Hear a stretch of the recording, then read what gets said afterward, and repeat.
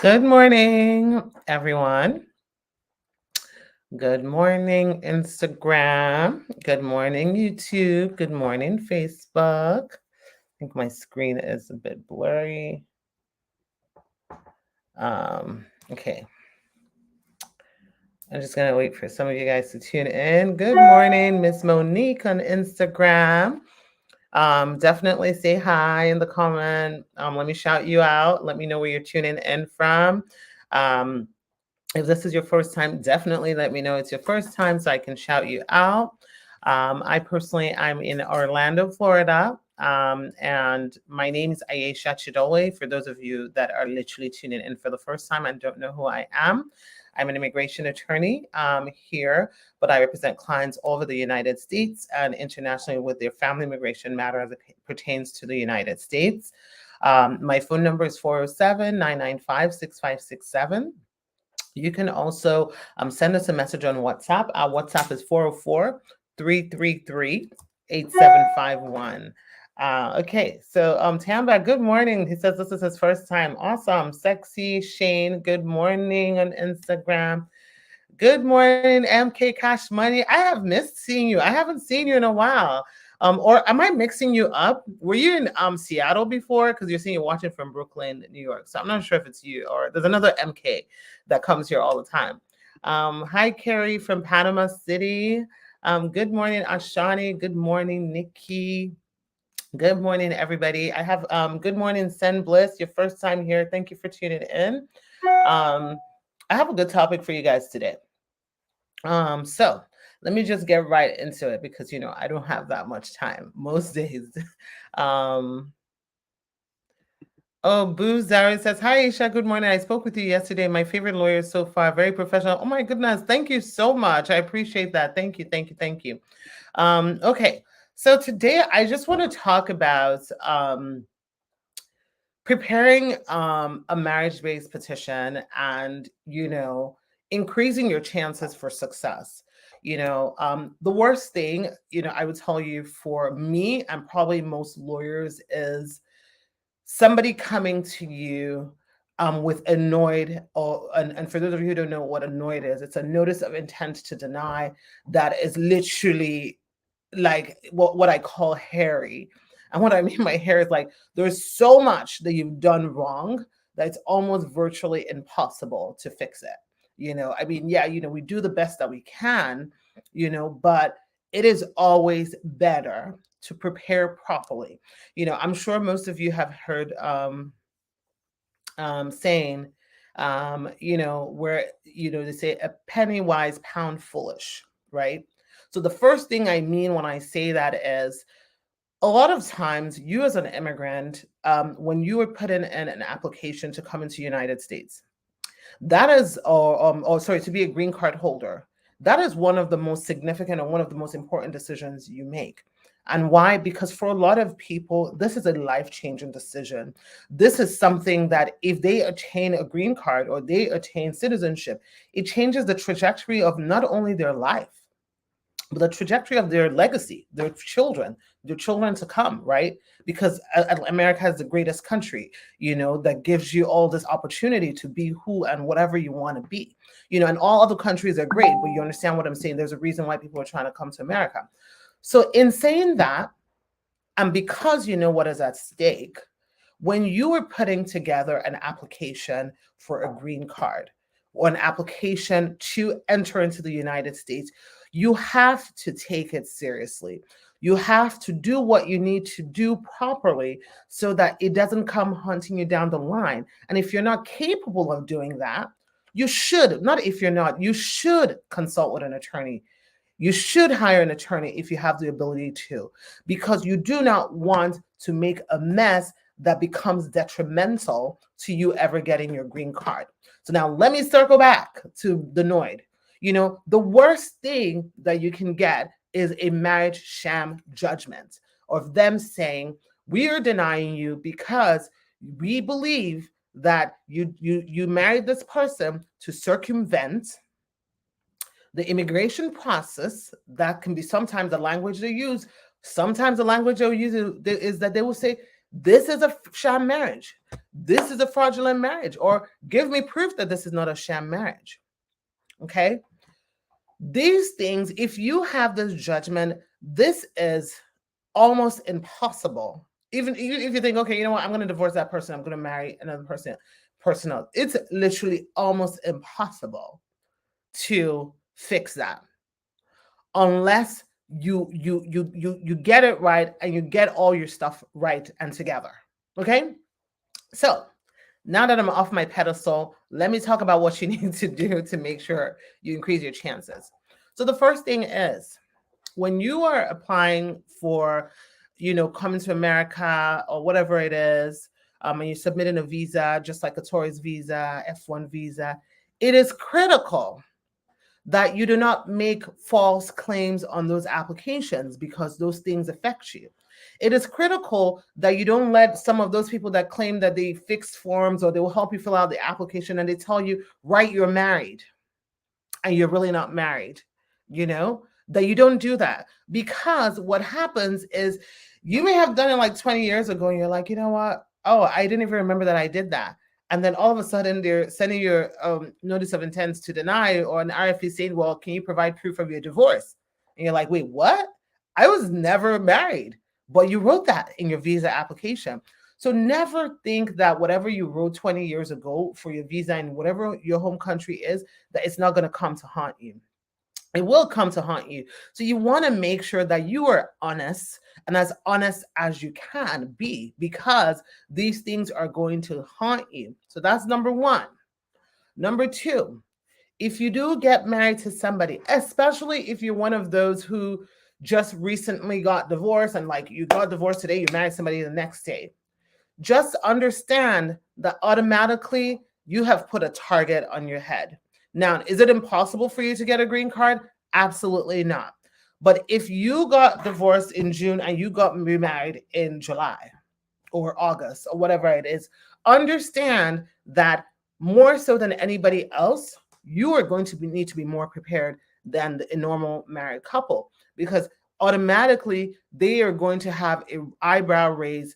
Why did this person just get married so quickly after they got a divorce?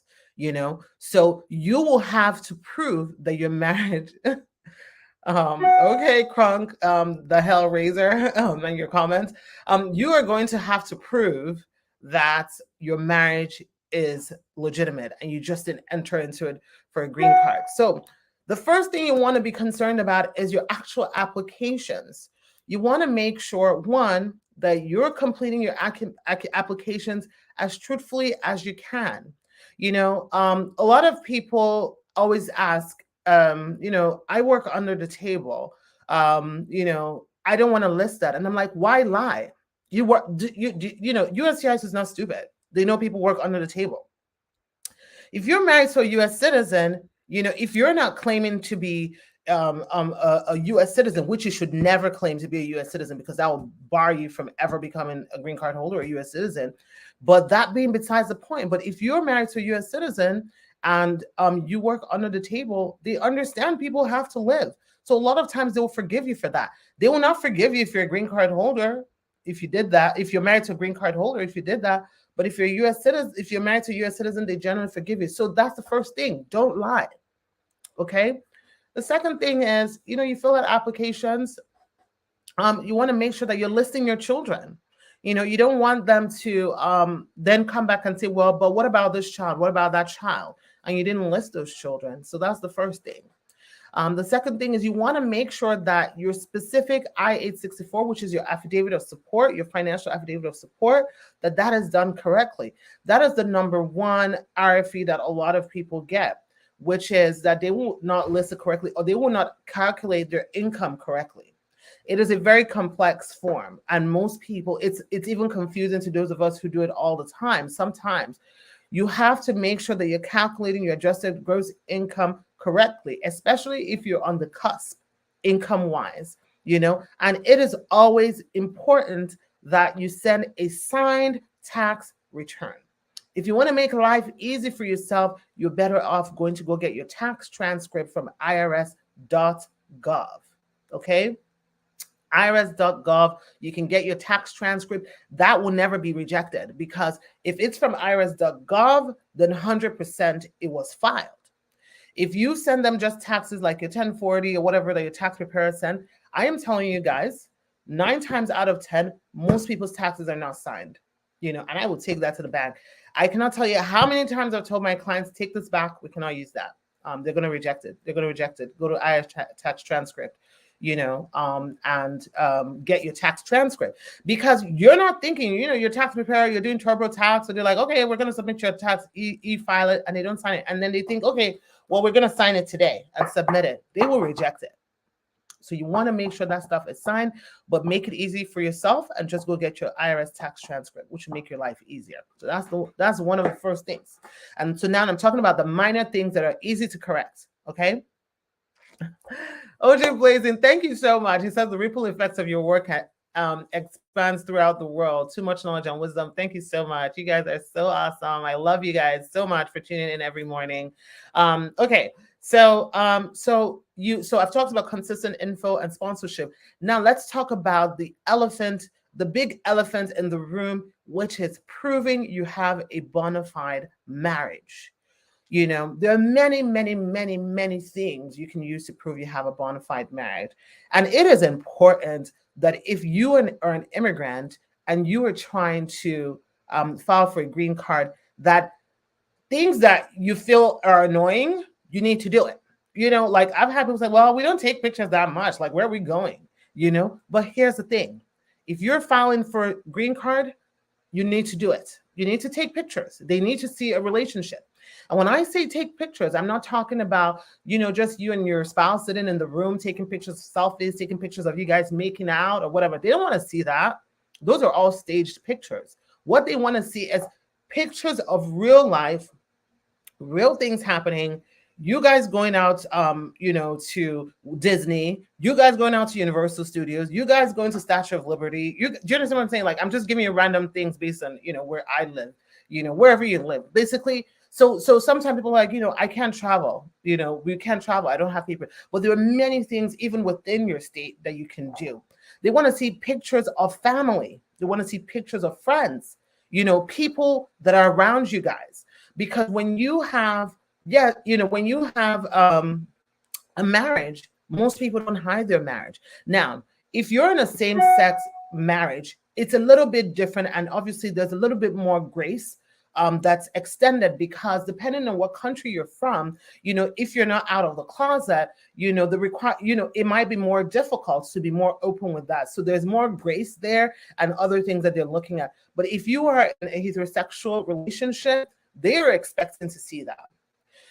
If you're submitting bank statements, so sometimes you might submit your stuff early. And if you submit your stuff early, you might not have accumulated a lot of things, because it's like, you got married in June and you're submitting your stuff in August. So you might not have accumulated a lot of things. But during the process, you have about 12 months for most people while your case is pending. You want to start to accumulate things to make sure that you're able to show you have a bona fide marriage. If you're submitting bank accounts, you want to make sure, just understand this. You cannot just send a bank statement and say, here you go, here's a bank statement with both of our names showing you have a bank statement. You want to make sure that that bank statement shows both of you spending. Like, I do not want to see a bank statement that only has one person's debit card being swiped, okay? My clients, sometimes are shocked at the level of detail in which, and I'm not even trying to gas myself, but at the level of detail in which I go through their bank statements and on the line and ask questions. Okay, you live in Florida. Why is this bank statement from Massachusetts? Why is this statement saying you spent in Alabama? Why is this statement saying you spent there? Because if you can answer me, you're not going to be able to answer USCIS. So you have to be very mindful of the bank statements that you're sending.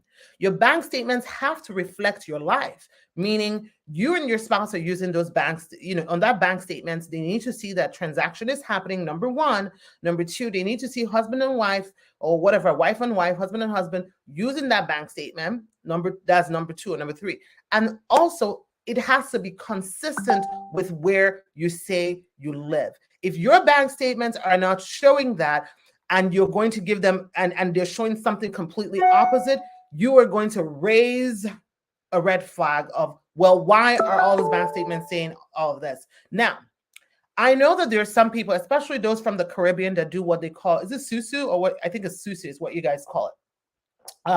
Where, you guys do like money rotation, like where, like as a way to save money, like, one person will get all the money this month and one person will Zelle all the money or whatever like that. If you do that, it is very imperative that you communicate that with your lawyer, because that's something that we definitely want to include and highlight. These amounts are part of the SUSE money train that this client was doing, because otherwise they'll want to know, well, who are all those people bringing money? Where all this money coming from? Or is it called the Parity Plan?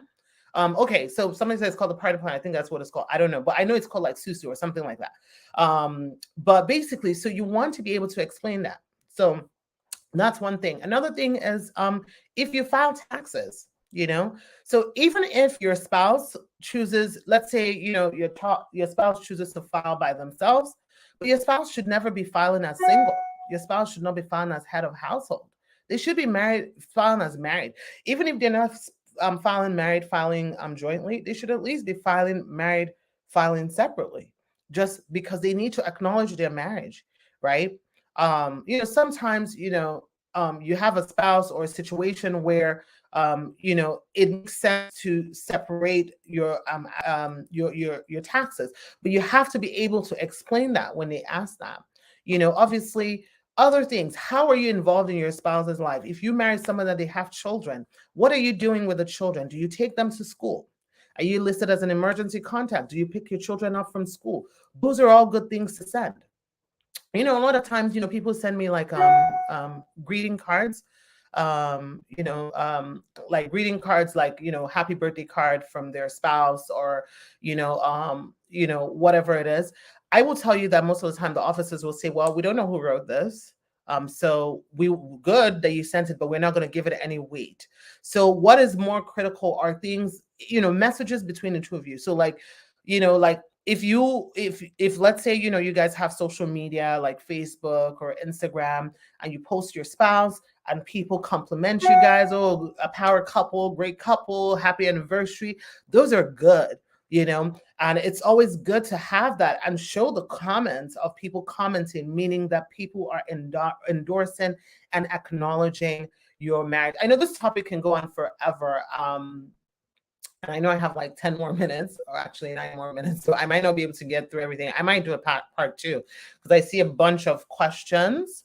But so those are some things, that you can get. Again, the list is exhaustive and I would never be able to finish going through it in today's live, but those are some things that you want to look at. And then the last thing I want to talk about is interview preparation. Like, I cannot stress that enough. Interview preparation is so important, because if you are on the cusp, that interview preparation is what is going to make you or break you. And what I mean by that is that, sometimes you might have a couple that's like, well, we're really married, we don't need to prep. I've had couples with kids that got denied because they didn't believe they had a real marriage, because they didn't prepare. And one spouse did not know absolutely anything about the other spouse. Now, does that happen in real marriages? Yeah. There are many questions that sometimes they ask and I don't know the answer to. And I've been married for 11 years, so it is important that even though you feel that you know your spouse and that you're married and that you've been married for a couple of years, that you prepare for the interview. Remember what I just said in the beginning of the slide. This is the most important thing that you're doing, because the results of it changes your life. It changes your life. It changes your family's life. It changes your children's life. So if you know how important that is, why would you not prepare? Okay. And so what I mean by that is that you must always prepare for the worst case scenario. If you go into an interview, hi Ashani. Okay. If you go into an interview, you need to be prepared to answer questions in a hostile environment. You you should be so prepared that when you go to your interview, you're going to be like, oh, that was easy. So whenever my client said that was easy, I'm like, yeah, that was the goal, for it to be easy, for you to be so over prepared that when you get there, that when they ask you the questions, like, oh, that was a piece of cake, because you just never know what is going to happen. You know, you can go into the interview and all of a sudden they're like, okay, Mr. John, step out, Miss Jane, step in. We'll interview just you and then we'll bring you back, right? Sometimes that happens as your first interview, like they'll do a Stokes interview. I keep disappearing on Instagram. Can you guys see me? Okay, let me know if you guys can see me on Instagram. So yeah, so that is the final step to your approval, and what a lot of your notice of intent to deny focuses on. You know, if you don't do a good job on your interview, you know, that really affects you. You know, it really affects your interview and you could be denied. So you want to make sure that you do that final prep. So obviously this is a very, very laser short summary because of time. But you know, hopefully it just gives you an idea that you have to take this thing seriously. You know, don't BS it, basically. You know, like, take it seriously, take it like something that's important.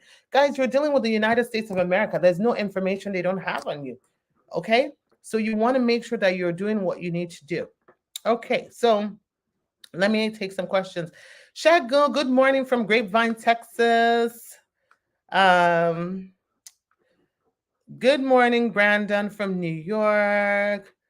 Good morning, Morgan. How long does it take to get your Social Security card after getting your work permit? Because it's going on 1 month now, and I've been waiting. I called Social Security, please. They told me they will send me the next card last week. Up till now, here's the thing, you know, about Social Security. The problem is Social Security cards are being administered by the Social Security Administration. So, you know, immigration doesn't have control of that. You have the mercy of the Social Security office in Washington, D.C., where they issue the receipts. Some clients, it takes them like 2 months to get it. Some clients, it takes them like a couple of weeks. They were closed for a very long time last year, you know, because of COVID. You know, as people are reopening now, we're seeing it a little bit quicker. But what I would encourage you to do is, you know, if you still don't hear from them in the next coming weeks, maybe go into the Social Security office and let them confirm that one was actually already issued for you. And if one was issued for you, maybe they'll be able to help you. And then if you do get a job, what you can do is you can actually then do what we call congressional assistance, where you can have your congressional liaison, so meaning your congressman or your congresswoman for your district can liaise on your behalf and say, you know, this person is at the risk of losing this job, you know, if they don't get their Social Security, and hopefully they'll get it to you within a week or two. Okay. Okay, so let's see, what other questions do I have here? Stacy says, good morning. If my husband divorced me before I got my 10-year green card, how do I go forward when it's time to remove the conditions? So Stacy, you're going to need a waiver of having your husband do the joint removal with you. That's a complex process. So I would suggest scheduling a consult with me and I will go over it with you. My number is 407-995-6567. The key thing also is to be able to make sure you have your divorce decree finalized and that you did still have a bona fide marriage. Okay. Okay, no, this person is just tagging somebody else. Guys, definitely share this video. This is one video that you should be sharing, because I know there's so many people that you know, want to understand what it is that they need to do to increase their chances of success. So definitely share this video.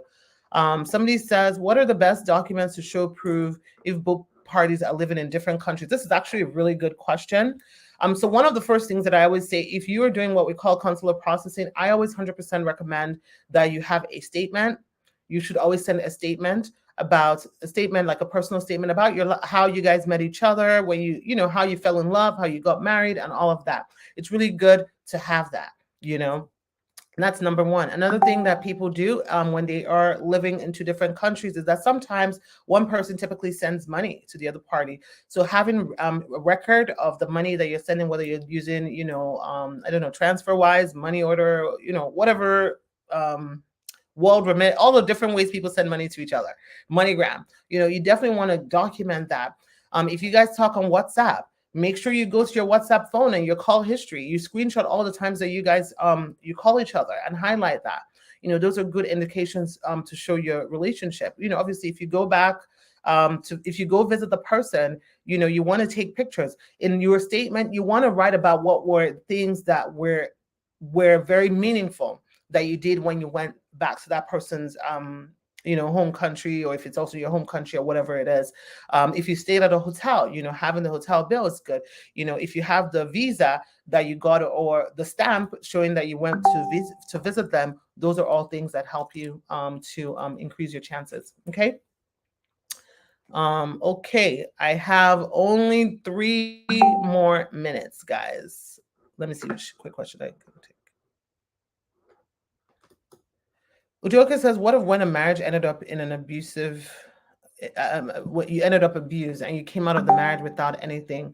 I suspect that you didn't come out without anything. Usually if we dig enough, I'm sure there are things that we can find. If you're in that situation, you can call me and we can qualify you to see if you qualify for VAWA, and see what your options are. Okay. Okay. All right, guys. Let's see, one more question. Okay, somebody said, I was sent an RFE, but I never received it. I requested for another one. It's about 3 weeks down and I still haven't received the new one sent out. Is there a way for me to track it? No, there's no way for you to track it or print it out. You just have to wait. Usually, if you've not received it after 30 days, you definitely want to reach out again. So somebody says, this is actually a good question. If you're married and the tax officer that did your tax file forgot to update your status as married, what should you do before submitting your application? First of all, you need to fire your tax person, because you don't forget to change your status, because those things change your tax liability, whether you're married or single. But if that is the case, you can actually amend your application. So you can have them amend your application.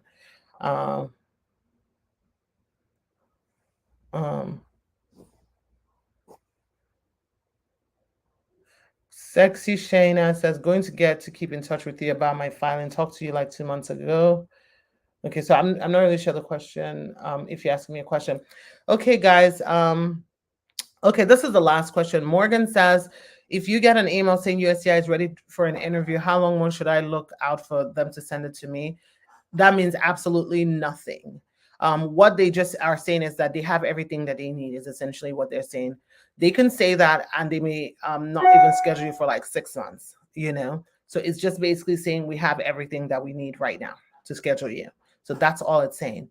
Sometimes they could schedule you a month later, sometimes it could be 6 months. So there's no timeline. It's just saying we have everything that we need. We've sent your files to your field office. And when we're ready to schedule you, we're ready to schedule you. And so that would then happen, whenever. Well, okay. I hope you guys have a great day. Tomorrow is my 5th year celebrating my firm. So we will be celebrating in the office. I will try to come on live around somewhere between 9 to 10 a.m. So you should come on here and celebrate with me. I would love to have you guys here. And I will talk to you guys tomorrow. All right, guys, have a good one. Bye.